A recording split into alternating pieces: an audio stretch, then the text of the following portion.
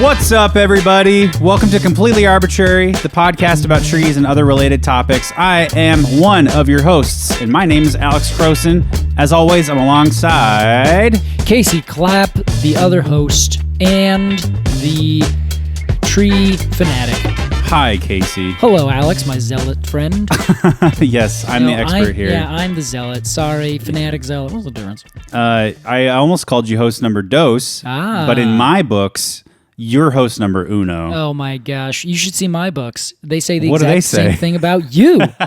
I wrote that down today. It's like, Alex is the number one host. Right. I'm just here to make sure that he still talks about trees. Yeah, I think probably most people tune in to hear me. Yeah, it's because you got for a tree podcast. Yeah, it's because you got the gorgeous voice. Like, honestly, I don't care what they say. I just want to hear him talk. And then it's like, oh, wow, this other guy is an expert. That's Yeah. kind of a cool bonus. Huh, when are they going to get somebody else on? Yeah. Yeah, I feel like that's okay with me. Do you think we'll be like one of those podcasts or like one of like, you know how like a band, like, I can't think of one of them, like Grateful Dead, Sure. maybe, Okay. or Fish. We'll have like, you go to their Wikipedia page and it's like members, and then they have like 4 people, and then it's like past members. Yeah, and it's like 18 people. Gigantic list. So we'll just like kind of swap out hosts over the lifetime of like new Doctor Who's. Yeah, exactly. But we're always going to be Casey and Alex. Like, Yes, no matter what. We have to find people with our names. Yeah, precisely. Yeah. Send in your resumes now. If you are either named Casey or Alex. Yeah. And let us hear your voice. We want to make sure that you sound exactly like us. For continuity's sake, I don't want those like Axl Rose and no. What was the band? Van Halen. Oh yeah. They switched singers halfway through, and everyone's sure. either in one camp or the other. You know, the Eagles did that when Glenn Frey died. Really? And his son took over, and his son is incredible. He No looks way. and sounds just like his dad. I had no idea. Hey, I also didn't know Glenn Frey died Yeah. some time ago. Glenn? Is that right? Yeah, I think it's Glenn Frey. Glenn Frey? Yeah. 2 N's. Suddenly it sounds like a made-up name in my Yeah. head. Ah, well, that's the way it goes. Who else did that? The AC/DCs. Oh, yeah. Yes, they did. Guess it And wasn't fun, actually. The guy died in a pretty sad way. But anyway. Did he like choke on his own vomit? Yeah. He was sleeping off being too drunk in a car, and they just laid him Yeah. down on his back. Yeah. So don't do man. that, everyone. Drink so you don't throw up. And if you do, don't just leave your friend in a car. Yeah, lay him on their side. Yeah, sad story. Oh, boy. With that, Casey, we go. We're going to talk about more fun stuff is what we're going to do. Today we're talking about a tree, and that tree is the pinyon pine. You are yumming over there because the pinyon pine produces pine nuts. Yes, it does. And Casey, what's the Italian name on the? I'm sorry, Latin name. Yeah, the Italian name on this is Pinus edulis. Pinus edulis. Yeah, edulis meaning edible. Oh wow. Yeah, isn't that easy to remember? It's built right into the name. Yes, exactly. Now, I do want to say that that's the main one we're covering, but we're actually kind of covering all of them. Today? Yeah, in some regard, because they all kind of do the same thing. They're all very closely related. Many of them hybridize, not all of them. All of what? Not the Pinyon pines? Pinyon pines. Oh, yeah. there are multiple species of pinyon pine? Correct. Yeah, there's a Wow. bunch of different species. But Pinus edulis is today's. Yes, correct. Technically, that's the one we're going to start with. But let me see here. There is I think 12 species is what it looks like. That's a lot. But some of them are here, some of them are there. Are you a lumper? Are you a splitter? Do they hybridize? Come Okay. on. There's all sorts of these different questions. They are phylogenetically very closely related. Phylogenetically, what a word. What Case. a word. Honestly, I say that perfectly every time. No, we didn't just do 3 takes of this. Phylogenetic? Yes. Okay. Phylogeny. Phylogeny. Yes, which is a word we've used multiple times and in very cryptic ways. Essentially, it's the tree of relations, where you have one tree splits into 2 trees. One of those trees then also splits into 2 trees. Now you have 3 species. I see. Then they trace them all back to this one species. The mother tree. Yeah, and it's in the subsection Symbroides, I believe, of pine. Okay. And so because of that, they're all just like these wonderful, weird little desert trees that grow in the Southwest. all the way down from, actually, I think the most northern ones I've seen are in Idaho, in like the very northern section of the Great Basin. And then they go whoosh, whoosh, whoosh, whoosh, all the way down, kind of spread out through New Mexico, California, Texas, and then down through Mexico, all throughout Mexico. There's a lot in Mexico. Well, Casey, let's imagine, as we do every episode, that you and I are in said Great Basin. Oh my God. And we come across some beautiful pinyon pines. They're so gorgeous. And we haven't eaten for days, and we are scrounging for these nuts. Casey, let's talk pinyon pine. All right. Pinus edulis is the edible pinyon pine.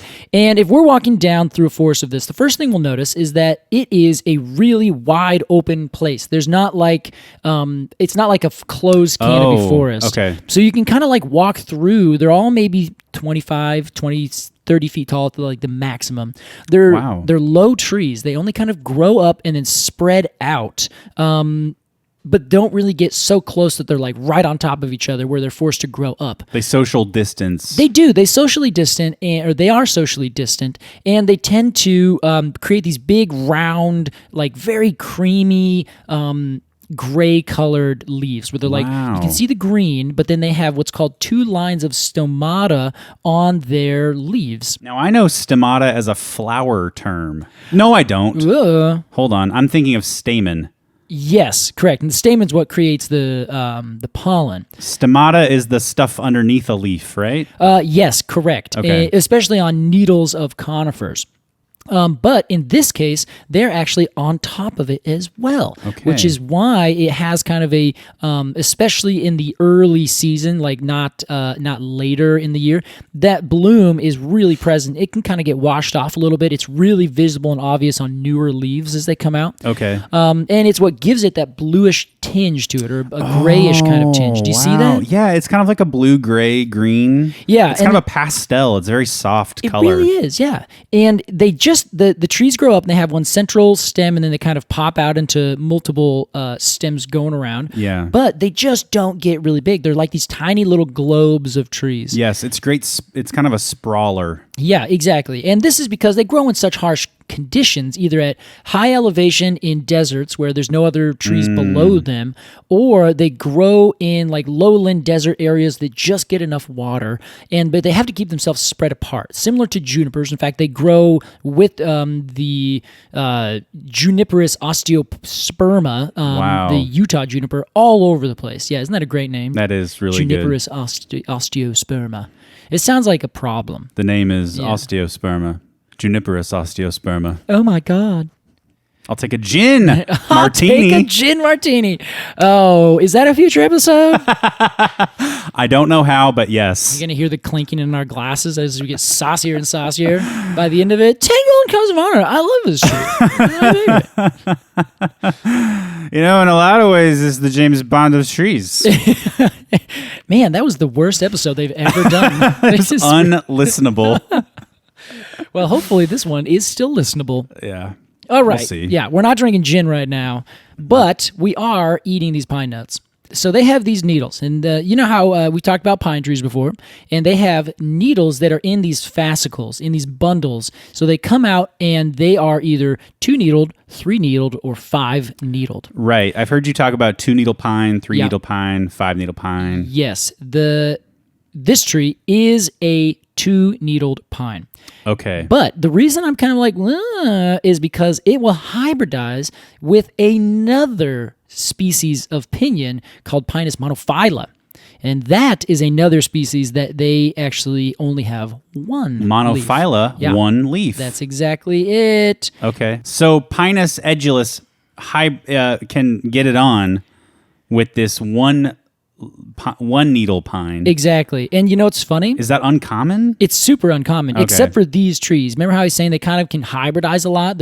They've all split, but they're all from a really closely related family. Pinyons, you mean? Pinyons, yeah. Okay. They're so closely related as a group that they will, in fact, hybridize. The only reason they generally don't is because they're so spread out in such dry areas that they generally don't have abilities to like transfer pollen across, vast mountain ranges or a huge desert or something like that. Oh, okay.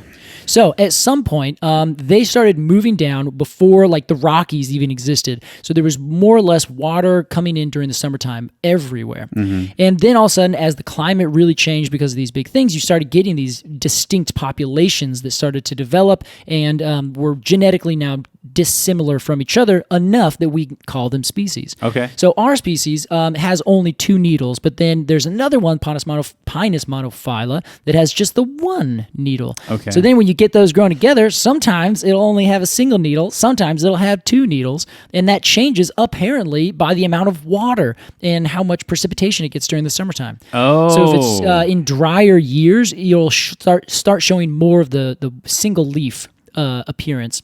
And then if you have a lot of wet years, then it'll start putting out 2 needles. Is that on the same tree? On the same tree. Wow. Isn't that wild, Depending on how much water it gets one year, it might put out a different number of needles than it does the next year. Yeah, correct. That's what I've read. That's incredible. Yeah, so that's a hybrid between... That's a smart tree. Isn't it? Like, honestly, you take a hybrid, you put it together, it's got genes from both sides. It makes it super adaptable sometimes. Other times it creates some weird, trichromate thing that, can't reproduce. And I see. You have a banana. Yeah. Triploid, that's the word. Trichromate. Don't write that down, children. Don't write that down. It went over my head. Perfect. I'm glad you said something. Well, so it's got these 2 needle pines. They or these 2 needles. They grow out in these fascicles, so they usually stay in those bundles. And they not very big trees. Again, very small, dark green, but with this light tinge all over it that has from this stomatal bloom. This has utility bark, but like rough utility bark. It's got like Carhartt utility bark. Wow. And that's because it's in a fire-prone area. It grows in the driest, arid-most regions of these here United States and North America, as well as just generally Southwest. I was going to say in Mexico, but I was like, no, but Mexico's in North America, so I got that covered. The bark to me does look plain, but it does look thick and tough as fuck. Yeah, I think so. It's like it's not messing around, and it's not going to let you get away with anything. How would you describe it, Casey, visually? Ooh, visually, let me see. Okay, I think they would probably be... So I see it as it like splits apart, and so it has like on the outside it's kind of light brown. It kind of fades as it gets older, but it splits up and looks not quite scaly, but not quite not scaly. It also looks like it would have kind of like it's almost peeling back. Do you see that at all? A little. Yeah? I definitely wouldn't call it like we've talked about puzzle piece bark before. Yeah. It's definitely not like that. But it also kind of looks like a topographic map.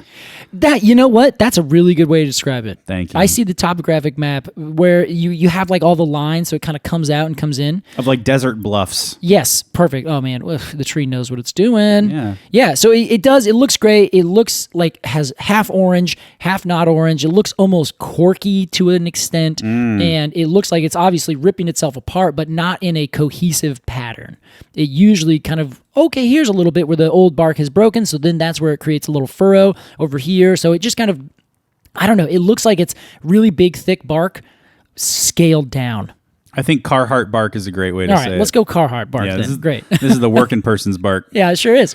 So it will avoid fire because of that, and it's in this super fire-prone area. Yeah. And it will grow up, and that's why they also keep themselves really spread apart nicely. They can't use the same resources because there's just not enough water there. Oh, sure, okay. So they got to keep themselves spread apart. They develop these perfectly nice little small crowns, and then they create these gorgeous little cones. Yeah, let's talk the cones. Official pine cone.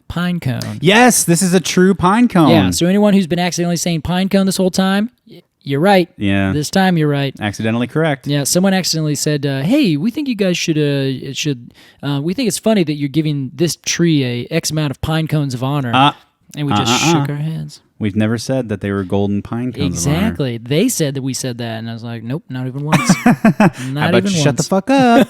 I will say our logo for our podcast is supposed to be the golden cone of honor. We've kind of retconned that a little bit. Yeah. It didn't start that way. You know what's funny, Alex? I the whole time Really? had that in my brain that Wow. was the because it has the colors of it. Yes. So I always thought, oh yeah, there's our golden cone of honor. That's Okay, our- yeah. then I take it back. It was from the beginning. Well, that's the thing is From that the co-creator. but you were the one who like really speared the design of it. Sure. So I just assumed that you were like, yeah, totally, that's it. No, So, yeah. it was totally subliminal. Well done. But that is a pine cone, wouldn't you say? Yes, but the funny thing is that it's a generic pine cone. Our Yeah. artist who did this, the amazing Jillian, she like put it together and we're like, yeah, just a cone. Could we just get something like this? Here's some options. Yes. And she put it on there, and I was like, both of us were like, it's perfect. We Yep. love this. Just Yeah. add these colors, and that would be wonderful. But it is a generic pine cone. Yeah. There's none that are exactly like it. So it's a characterization. Yeah, you know, if you ever Google like the average man, Yeah. and they take like statistically every person's body and face and Yeah. put them into one thing. Can we That's call- sort of the average cone? It is that you're exactly right. It's the Vitruvian cone. Yes, the Vitruvian I think is what cone. it is.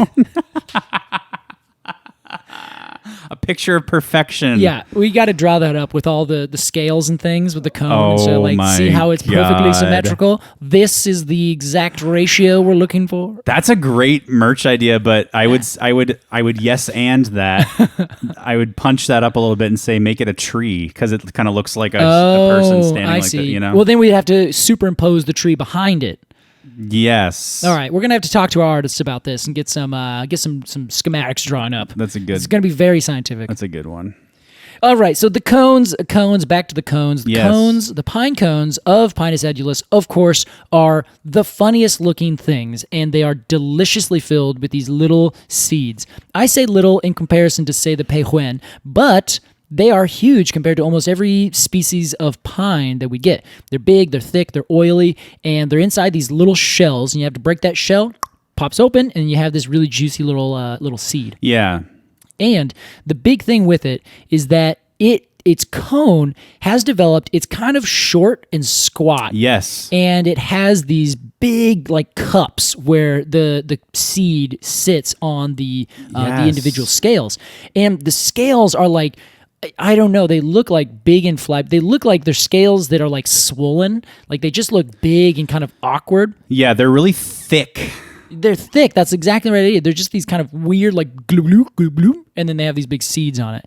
You know what this cone is? What? It's THICC. Oh yeah. Oh, I thought that's. I mean, I assumed that's what you were saying. Yeah. Yeah. These is thick cones. That I love. Scales. Casey, love these cones.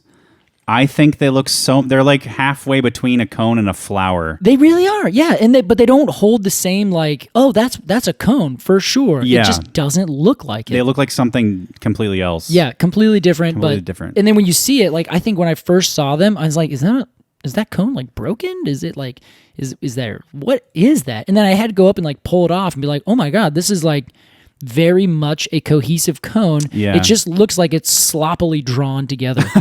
Yeah.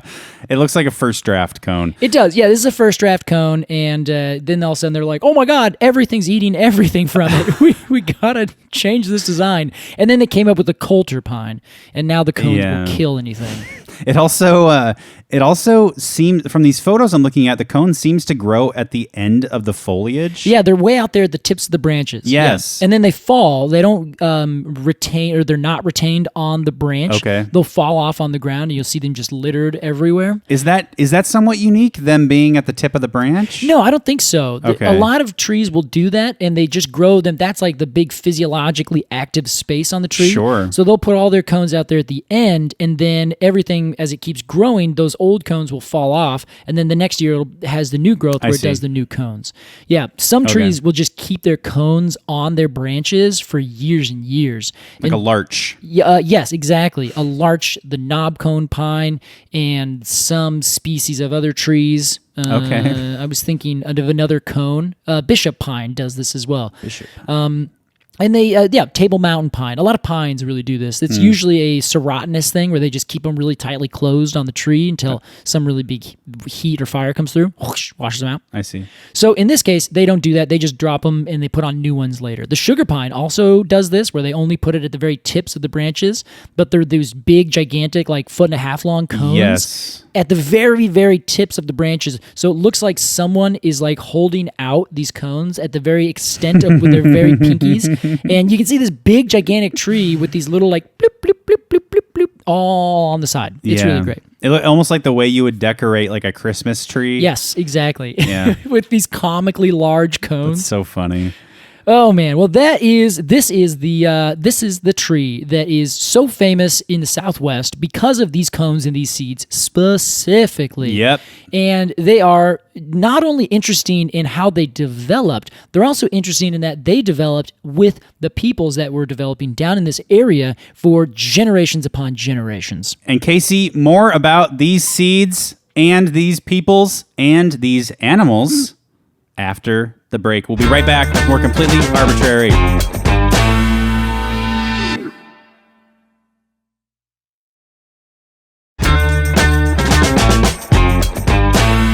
Welcome back to Completely Arbortrary. Casey, I had a funny idea. Alex, I want to hear it. You said bishop pine. Yeah. I thought that would be good if you were writing like a Deadwood type show. Uh-huh. You could have a character, Bishop Pine. Hi, I'm Bishop Pine. Yeah. Yeah. Would he be like the gunslinging like Catholic bishop, Sure. out on the frontier? Yeah. I like that. You know what? He used to be a priest. Although I guess bishop. Yeah. Well, let's call it bishop. And he like something really bad happened to him. He lost his faith. Yeah, he right? lost his faith, but probably like in one of those epic ways. It's like, well, he's justified. Yeah. You know what I mean? Like that show, Justified. Exactly.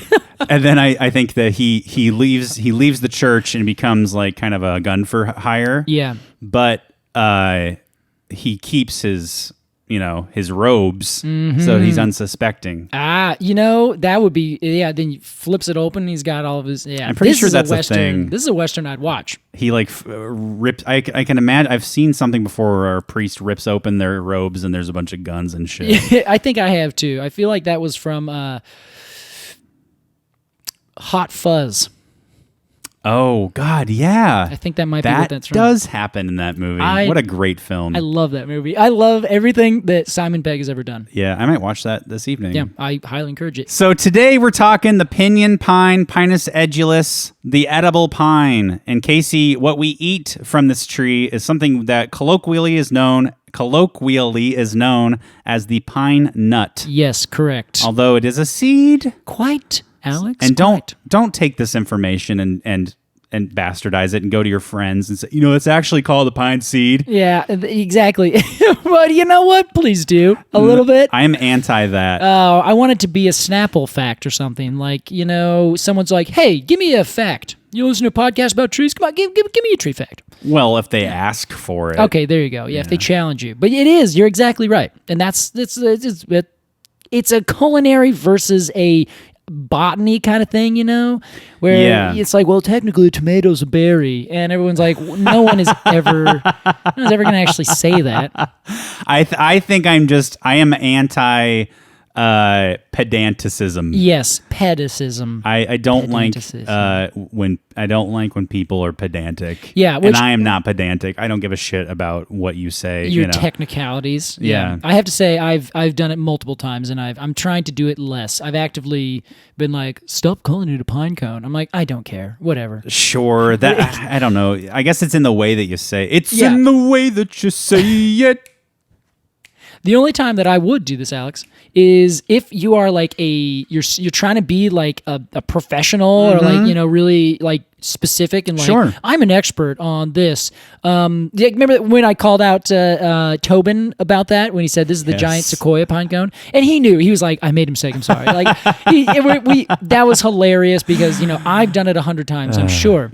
Sure. But whenever someone is like writing I'm a knowledgeable article writer. I'm writing this, for your information or like correcting you or something like that. And they just keep making that mistake. It's just like, you You've missed something so entirely fundamentally small and singular, Yeah. but it ruins all of your credibility Yes. for everything you've said. Totally. So, I'll try not to be pedantic, but in this case, yes, technically speaking, Yeah. the pine nut is in fact the seed of something that is a naked seed, which is in no way related to nuts entirely. Right. But if you are putting it in a big pile of things that we colloquially or culinarily call a nut, it's right there. Yeah. Yeah, Yeah. for sure. And- Although it doesn't have a nut vibe. I don't know. You don't think so? I don't think have you ever seen a pine nut in a mixed nuts? Yeah, that's true. Well, it's because it's so expensive. You get lost. It's so small. You find macadamia nuts in a mixed nut? Yeah, I Those guess are more that's expensive true. than Are pine they nuts. really? Wow. But you're right. I guess that's reasonable. They're so sharp. You think it's like just a flavor thing, or I don't know. I think it's that they're really small. They're smaller than most culinary nuts. That is true, right? Even the peanut, which is like a small nut, is bigger than a pine nut. Yeah. It's like 5 times as big as a pine nut. Which is funny because the peanut is also a seed of a pea plant. Like it's not even a nut in any possible way. yeah. Anyway, back to it.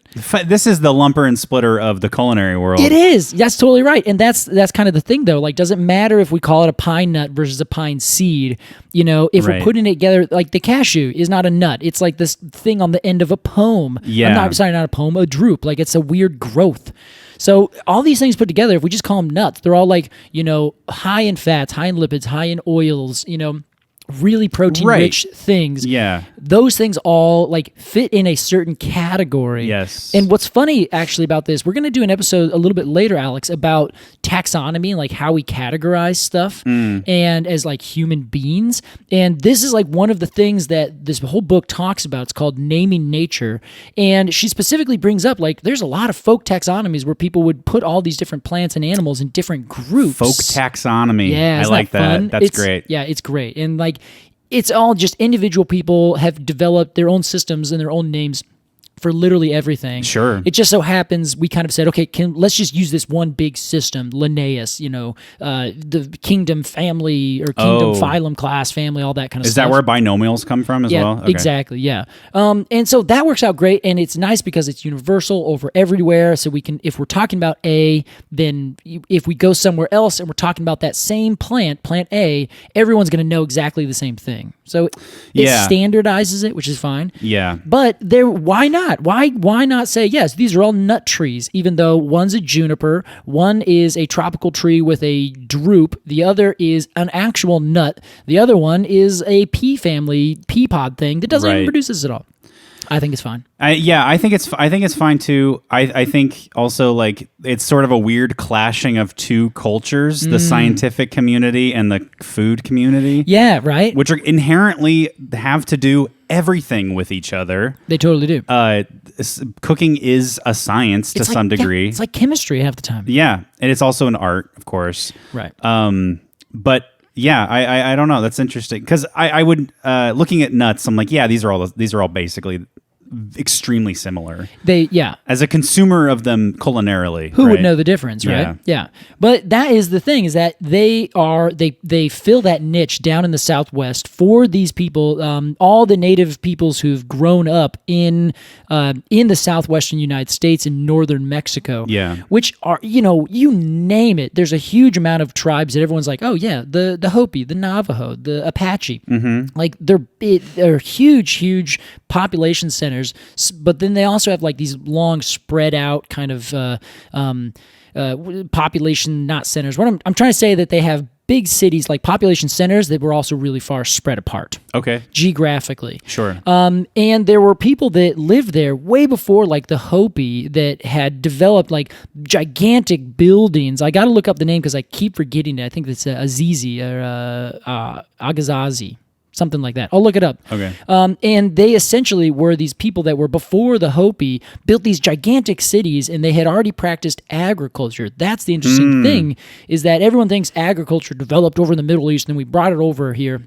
That's just completely wrong. It was developed independently in North America. All over the place, yeah. Okay. And so in North America, specifically corn in Mexico, one of the very first things that they found. I was in southern Utah earlier this year, and we went into this canyon, and there's cave paintings way up on this wall, and there is evidence of where there used to be one of these kind of cliff dwellings, essentially. Yeah. It's not really on a technical cliff. You have to hike up this little, steep incline. Once you get there, if it's very flat, there's a big rock overhang, so it doesn't get very wet if it rains.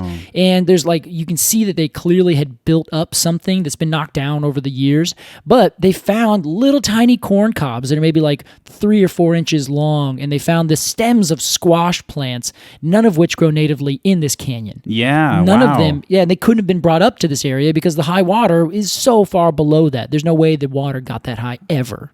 So. Oh, so they were what's the word I'm looking for? Not agricultured. They were cultivated. Yes, I like agricultured. They were cultivated and then brought to this place, is what you're saying.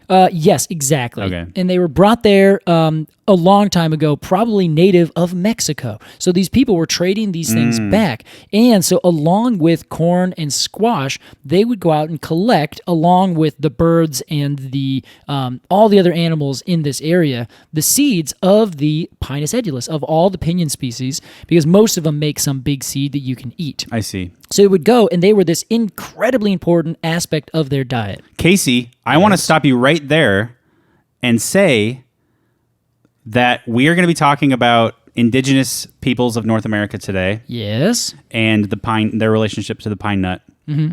Excuse me, the pine seed. Oh, Alex. And we have, we posted about this on Indigenous Peoples Day. You and I are two white European men. Yes. Right? Talking about indigenous people. Yeah. And we've gotten some extremely helpful, kind-hearted messages from people who called us out appropriately, I think, because we used language that suggested that the things we were talking about happened in the past. Yes, yeah. And that are no longer happening. Correct. There are indigenous people living and cooking with these ingredients today.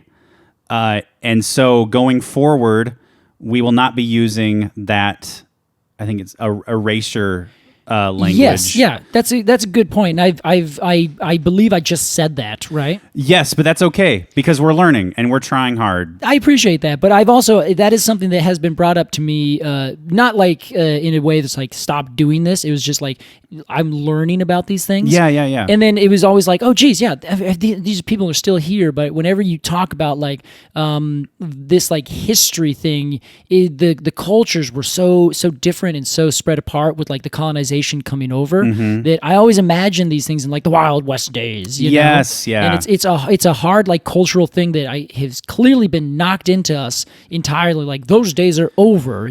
Right. You'll have to excuse Casey and I. We were raised in a school system that erased an entire millennia of people who lived in this country before we did.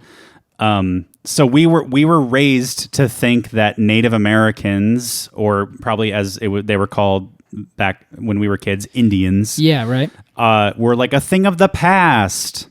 Yes. Not the case. Exactly. Not the case. Thanks very much for bringing that up, Alex. Yeah, we are happy. And this is one thing that we wanted to make sure that we did for this episode specifically, was note that, yes, this is still in use. We looked up several videos of people saying, here's how you do it. This is how we've always taken care of and harvested these trees. Yes. For their seeds. So thank you for being patient with us. Thank you for your helpful comments and pointing things out.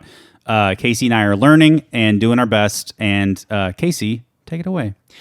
Well, thanks, Alex. Well, that's mainly really what we wanted to talk about, was the uses of these trees. Obviously, we've talked about these. We are riffing on how cool this tree is and how interesting.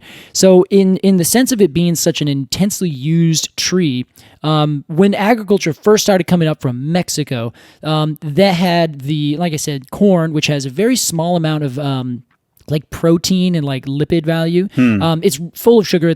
It'll absolutely give you the sustenance, but you also need the addition of corn and addition of squash, and they probably also had beans, which if we remember from the an episode we did a while back, and we brought up braiding sweetgrass. Yes. The term for that is the Three Sisters planting in the, I think she was talking from the Potawatomi culture. Okay. And they plant plants in these Three Sisters formation, which is corn, beans, and squash. Each one helps each other out in a certain way, and you have this commingling of plants that provide nutrients and nitrogen for each other. The corn stands up and the beans crawl up the corn. Squash grows around it. The beans put nitrogen back in the soil. Corn takes nitrogen out of the soil. And it was like this really, really like subtle, like you wouldn't, if you look at it, you're like, hey, you just have a bunch of things planted in the same area. But it's like, yes, but very specifically, because each one of those Three Sisters provides a certain amount of nutrient and a certain addition to your diet that's really important. That's beautiful. And they also help each other out in terms of the plants as being these Three Sisters. Yeah. So add in, then you have these kinds of plants that are growing and already being cultivated. Then you add in all these delicious tree nuts that you can get, and you can eat all these little seeds all over the place. And they made them into flowers. They added them into things. They dried them. They stored them. They did everything. Like these were a huge, important part of the diet of all these people way back when, before we added in, all the other modern agriculture things that we have now. Yeah. But people still go out there. They cover vast spaces of land because a lot of it's BLM land, or it's in a national monument or a park or something like that. And they will grow all the way up to like the highest points because they're spread around by another animal that eats them a lot, which is a jay.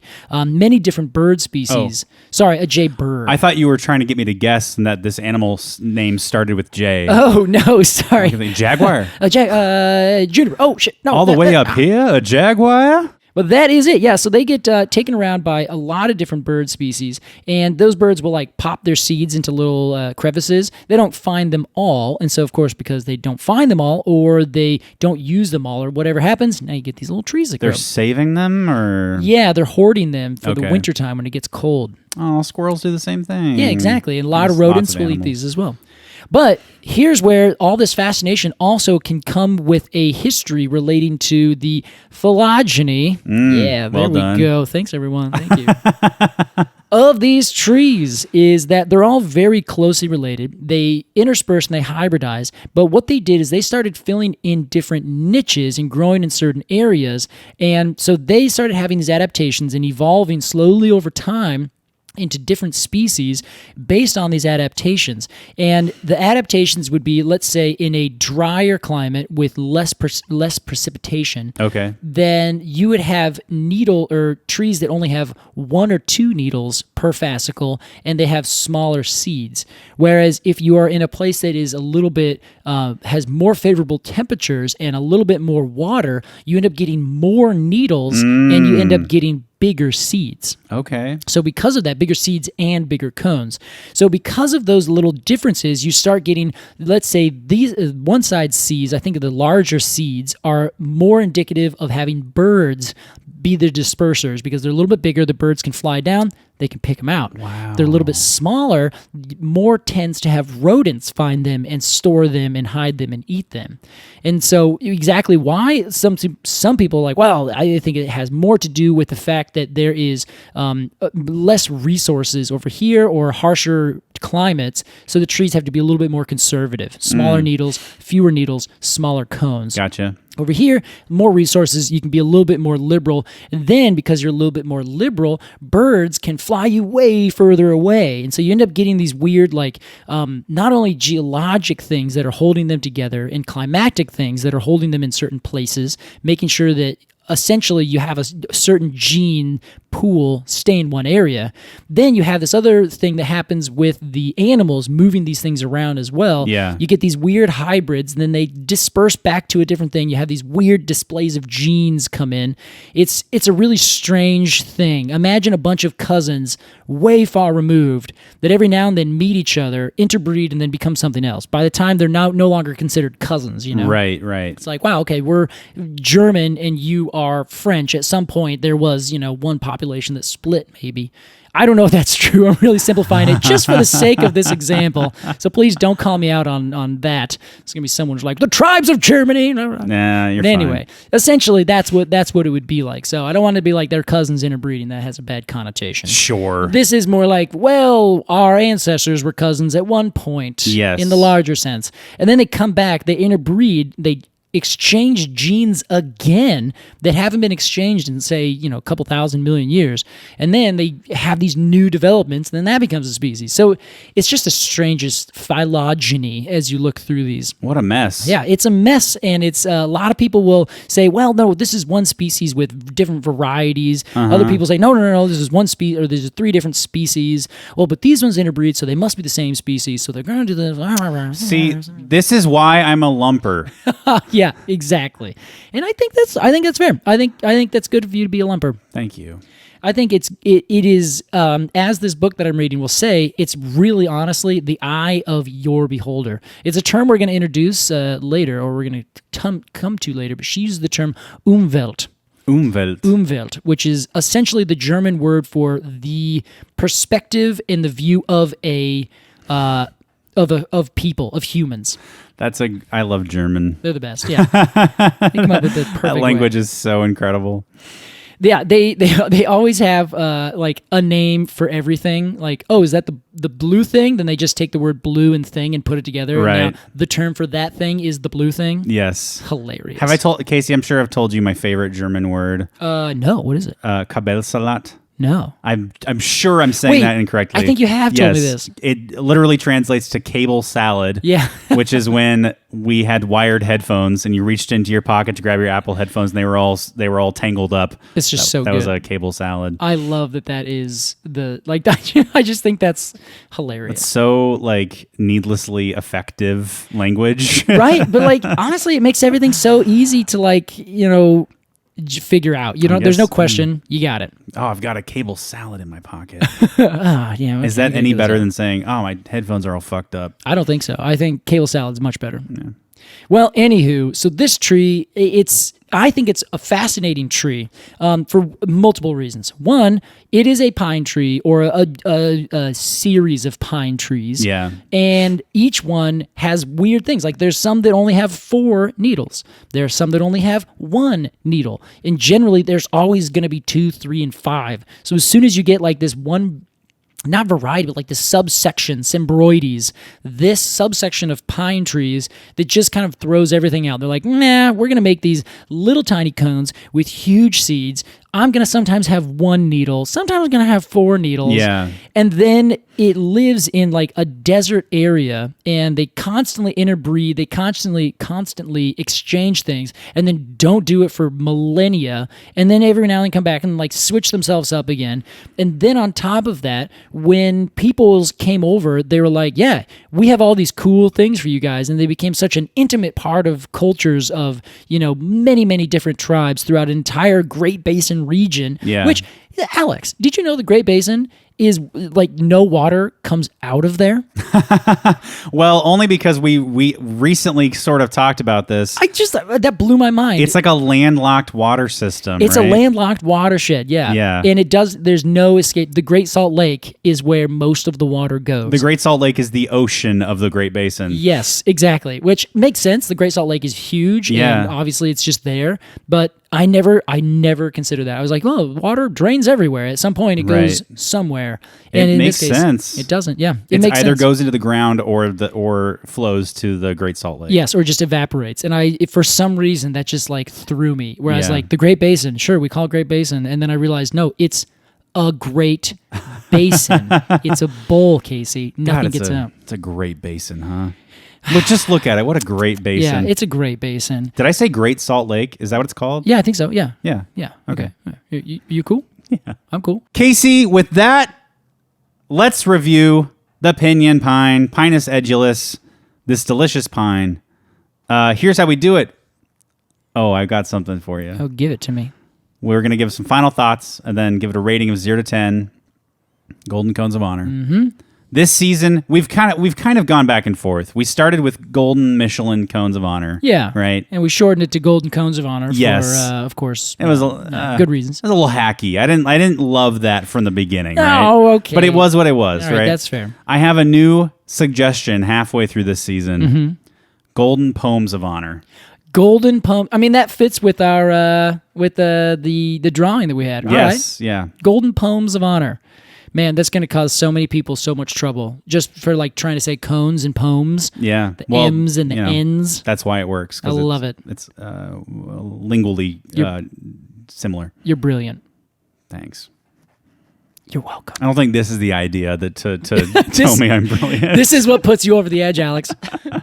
All right, Casey, as a resident expert, we begin with you. All right. Thanks, Alex. Just glad to be here. So here's what I think about this tree. I think the Pinyon's a spectacular tree. I will admit fully that it is not a superlative tree the way I usually like. You know, I want a tree that's on every scale. Like if you're at the 3rd, 6th, 9th story of a building and you go outside and you look in that tree's just like looking you in the eye and was like, been here for a long time. Sure. I like that. I like that about a tree. You like a tree that is the blank of something. Yes. The biggest or the widest or the tallest or the smallest or something like that. Yeah. Or that has like, you know, some wacky thing that like almost no other tree has. Right. No offense, there's everything about the Pinyon. It's super cool, but it doesn't have any of those categories. Sure. So that's fine. I love that you can eat the seeds, and I think they're so good. Like pine nuts, pine seeds. I know it comes from a different tree, but in pesto, oh my gosh. Pesto, I love pesto more than anything. Big pesto fan. Yeah, but that's from a different pine tree. It's from the Italian stone pine. And anyway, it's just so good. I think they're great. I love these little trees. When I first saw them, I was enamored by them because they had like that bluish tinge, and they were everywhere. But they're always like contrasted with like this really orange or like red rock kind of gray backdrop of like nothing. It's just they're growing in the desert area where you'd only expect junipers any other place in the world.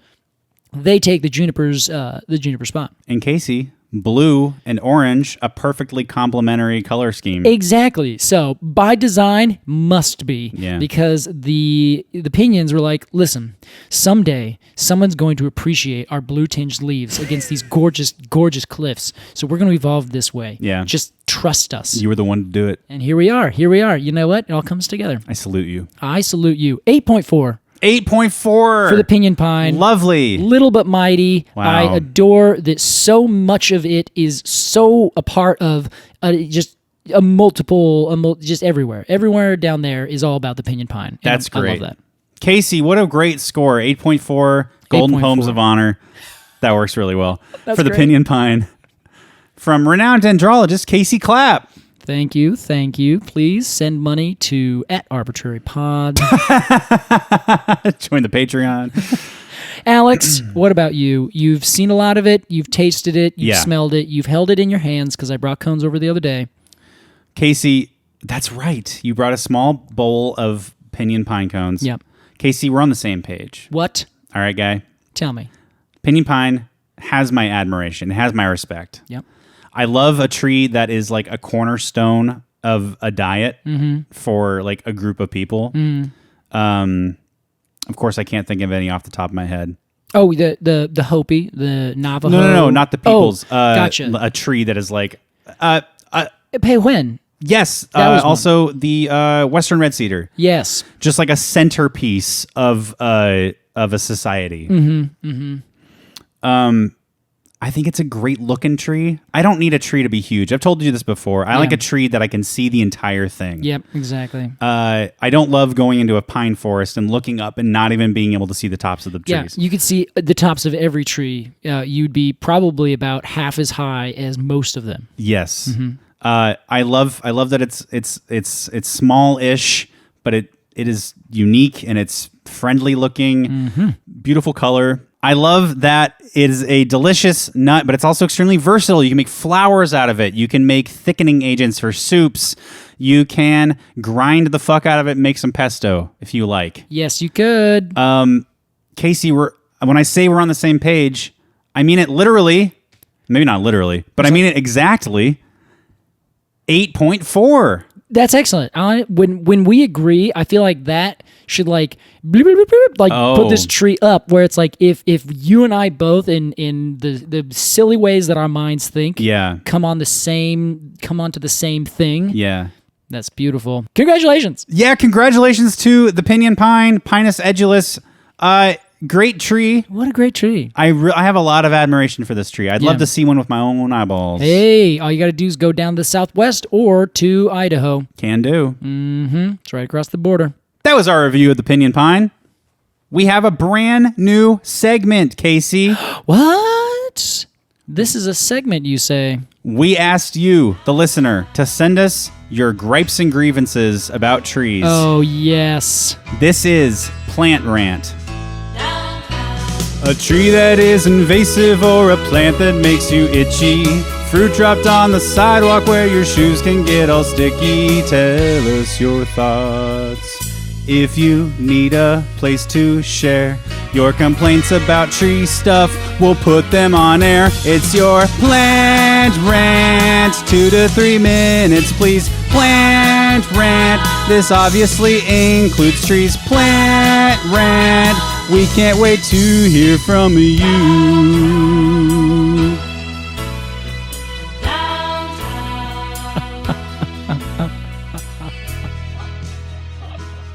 Casey, this is Plant Rant. Alex, thank you for that so much. You're welcome as always. 2 to 3 minutes, please. That's our time limit. Casey, this week's Plant Rant is from Deanna Dress. Let's hear what Deanna has to say. Hi, my name's Deanna Dress. I am from Ohio, and this is my plant rant. Growing up in Ohio was regrettable for many reasons, but one of them was growing up with cottonwood trees in my backyard. I nominate this tree for firewood due to its mess-making capability and its fragility. Let's talk about the nasty clumps of crap that this tree produces every June and July. We end up with a blanket of sad tree byproduct that is only useful for clogging air conditioning units, or when it's set on fire alongside a driveway. It also produces these sticky pods in the spring, which stick to your shoes and your dog and pretty much everything else, and they stain everything yellow. I have to power wash my sidewalk now due to a tree. No thanks. Being stuck with this garbage tree for most of my childhood was fine, except for the shards of sticks constantly in the yard stabbing at my feet or flinging out of the lawnmower at my ankles. I have beef with poplars in general for their fragility. Why are these disease-prone, insect-ridden nuisances planted everywhere in suburban areas? I understand they're fast-growing, but it's just not worth it, and they have messed up many a foundation. Thank you for listening to my plant rant, and I look forward to hearing your opinion. Casey, That was so good. a cottonwood hater. Yeah. What are your thoughts on cottonwoods, Case? Welcome to the club. Oh, wow. I'm not quite in that club, but it's a club. There are a lot of people in it. Deanna really is like a card-carrying member. Yeah, probably one of the founders, it sounds like. Yeah. That's a great thing. Growing up in Ohio, regrettable as that already is, there is this tree. I like that she nominated it for firewood. Yeah, which is funny because actually it's the worst tree for firewood. It's usually really wet, kind of smells a little bad, and doesn't really grow or it decays really quickly. So as There you opposed, go. yeah, so it's even bad for firewood. What's this tree good for? Casey, I'm curious about this staining things yellow. Yeah, What's the deal with that? So they have cottonwoods is Populus over there. It's probably Populus deltoides, the eastern cottonwood, or there's another one I can't think of. The eastern one. Okay. It has a single bud scale over the new growth that it puts on every year. Oh. And so then when that opens up, that single scale kind of sheaths and rips open. I know exactly what you're talking about. There you go. And then it lands on the ground, and then it stains it a little bit. It has a lot of nectar and things in it. Like it smells very thick, very sweet. That little papery sheath is what stains it stuff yellow? As far as I know, yeah. At least that's what it sounds like she's saying. That's what they're finding. But there's also like the catkins that come down that put out the initial flowers. Oh. Those could do it. The leaves probably don't because obviously they're not falling down. But it's that very first flush and everything, all the new bits and parts that fall out. So the first flowers in the sheath of that the cone scale. Interesting. Yes, but she's not wrong in every other way. Cottonwoods, of course, are called such because their seeds are covered with this very cottony fluff that then blows around and makes Christmas in July, where you have it looks like it's been snowing everywhere. Right. And they grow really big. They grow really fast. They're early successional trees, and they just are so bad at surviving. They're great at growing and reproducing, but if you nick them one place and they get a little hole, they decay in 5 minutes. Wow. There's some huge ones out there that get absolutely massive, especially in the Intermountain West, like Colorado and that sort of the Great Basin area. Yeah. Some of those cottonwoods, which are a couple different species, they grow and just crush it all the time because they're the only things that can grow big out there. Wow. And usually they're always indicative of where water's at because they're water-loving species. You'll never see them growing in the middle of a desert where there's no water. Poplars are? Specifically the cottonwoods. Okay, Yeah. okay. And so they end up falling over here in the West really easily in the Pacific Northwest. Ours is the black cottonwood, which is Populus I almost said Trachycarpa. Is that it? Yeah. Trachycarpa? Populus Trachycarpa. You want me to Google it? I'm pretty sure that's it. And so they grow out here. They're a wonderful tree for habitat. And I think that's the nice, judicious way of putting it. For habitat. Yes. Okay. Now, we've talked about habitat in the old growth forest talk that we had once. Yeah. And I see what you're saying. when trees get holes in them and they get decayed and they fall over and they lay in streams, as they get knocked over, they create great habitat. Yes. They're bad at being trees, at least after maybe 50 years. But they grow really fast, put all of their efforts into growing as big as they possibly can. Their wood is fairly brittle. They grow very large, and they don't mind if they fall apart. They don't mind if they fall over. They've put out 1 million seeds every single year, and they will just grow back anew wherever they are. These trees have the big picture in mind. They are servants of nature. Exactly. They're not there to be big, to be cool and showy. They're I know I'm going to die in 5 seconds. So I'm just going to go for it. Yeah. Yeah, but that's the thing. If you're planted, so my bet is actually, I don't know if this is correct in terms of the species Deanna's talking about, but they're never planted anywhere in cities or urban areas. Yeah. They just grow. And if one was growing somewhere, they're not invasive in the sense of the tree of heaven or something like that. Sure. But if they have an opportunity to grow, they will. They're good growers. They're great growers, and they're just going to start shooting up all over the place, in and around wherever they happen to be. And then they'll start growing up. Everyone will be like, oh, cool, this is great. Or there's a wetland area. Then they'll be that'll be a fertile ground for them to just keep on growing. I see. If you're in Portland and you want to see a great example, go to Kelly Point Park. There's 1,000 there. Or go to the Children's Arboretum, Columbia Children's Arboretum. They have a part of the Columbia River Slough, and they're growing all over the place. And they're all over the place out there.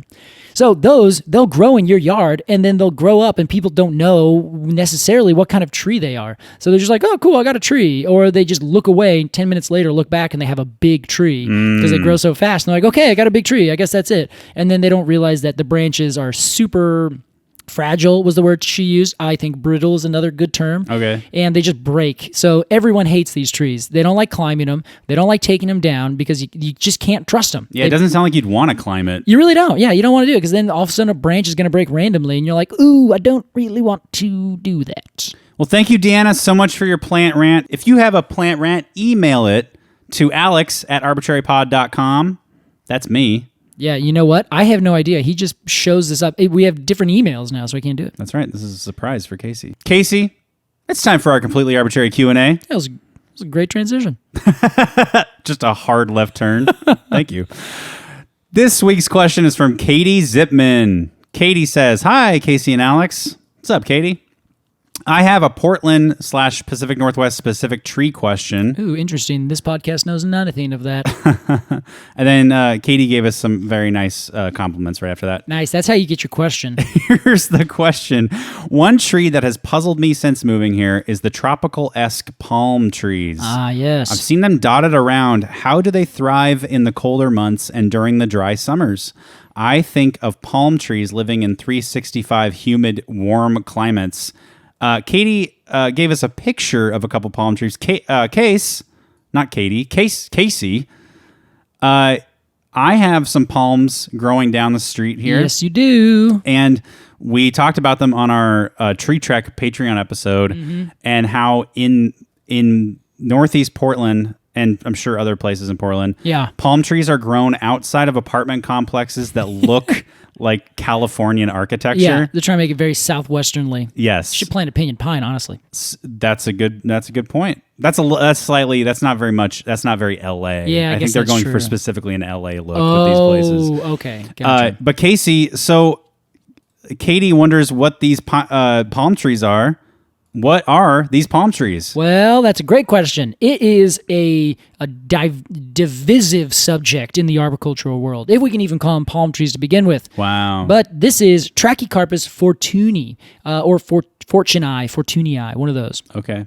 Which is called the Chasun palm or the Chinese windmill palm, and it is the only species of palm tree or palm plant that grows high enough in latitudes. I think it's from essentially eastern China. It's in somewhere in China is where it's from. I'm not sure if it's the east or west or the whole kind of area. Okay. But they are hardy enough to actually grow in the northernish latitudes that you can actually get some snow or freezing temperatures, which here in Portland, we get down to, I think it's zone 8, and now it's kind of rising, which is the USDA zones. And the lower that number is, they go down. If you're zone 10, zone 9, zone this, as you go down, it essentially goes down by 10 degrees in the average lowest temperature. Oh, so Wisconsin is like a zone 4, zone 3. Yeah, okay. Exactly. Really low. I see. Interesting. So this is the only one that can grow down to this area. So its zone is and this is the USDA zone, so it's not worldwide. Okay. But that goes between zone 7 and 10, so it can just barely get into our area. I can't remember what zone 8 is. I think it's like negative 10 degrees or something like that. Okay. Or maybe 0, because anywhere in Portland, you might get way down to like the teens or the 0, 1s, 0, 2s. But getting down to like 0 degrees Fahrenheit in the city of Portland, almost unheard of. Yeah. So this is the only species that can grow. So if someone's like, I want to plant a palm tree in the Hollywood district in Portland, they're all over the place because it's Hollywood district. They want to plant a palm tree. It's true.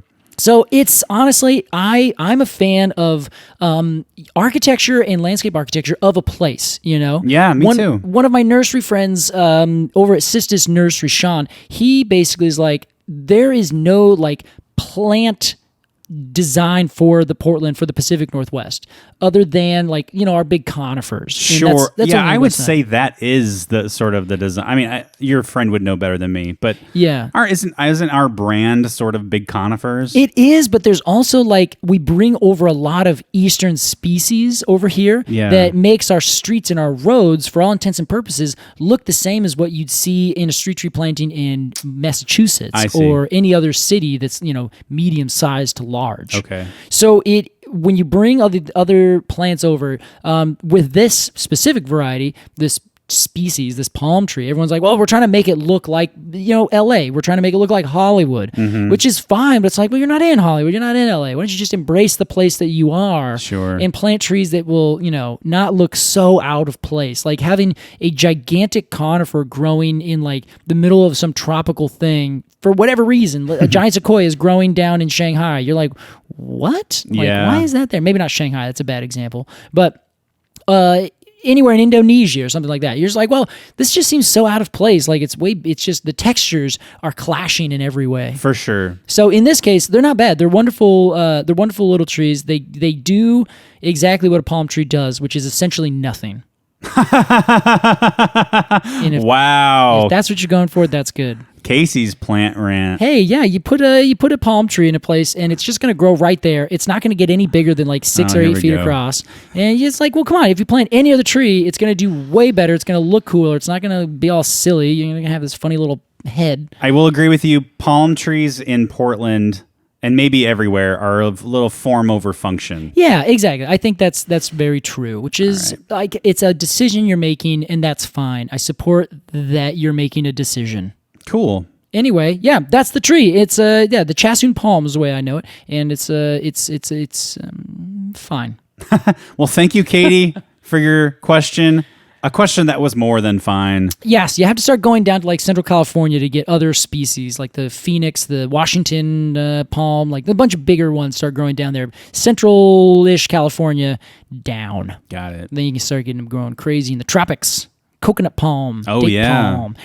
Banana palm? Bananas are not palms. I love when you say things, Alex. You love when I say things the way that like a person loves like a dumb dog. No, like look at how silly, Aw. stupid they are. No, that's Trying to eat a No. rock. If you have a question for Casey about trees or other related topics, email us at arbortrary@gmail.com. That's ARBORTRARY pod. Or follow us on Instagram and follow us on Instagram. I think I do that every single time. We have lots of fun things happening there. You can see a bunch of pictures and stuff. And that's a good way to follow the podcast's news. Yeah, we got a lot going on. We sure do, man. And hey, if you want to support the podcast, go to our Patreon. Support the Patreon. Patreon.com/arbitrarypod. You can join the Arboretum for 2 extra episodes a month about other related topics and trees. Or the Cone of the Month Club, where you get a unique die-cut cone sticker illustrated by an independent artist every single month in your mailbox. Mm-hmm. Your physical mailbox, not your Gmail inbox. Yeah, it's the one you have to go outside for. A lot of people forget it's even there. Yeah.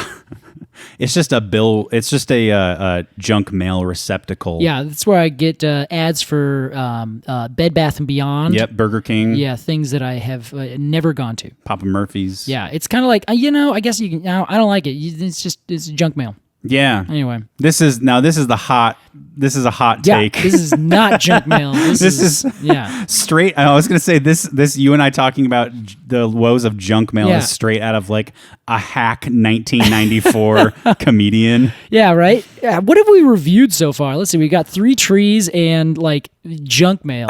This is a chock full episode. Casey, that brings us to the end of this episode of Completely Arbortrary. Yes, it does. I'm going to go get a bunch of pine nuts, and I'm going to order them, and when I'm buying them, I'm going to be like, these are seeds, right? Anyway, thanks. The cashier rolls their eyes. Thanks for listening to Completely Arbortrary. We'll see you next time. Au revoir. Bye-bye.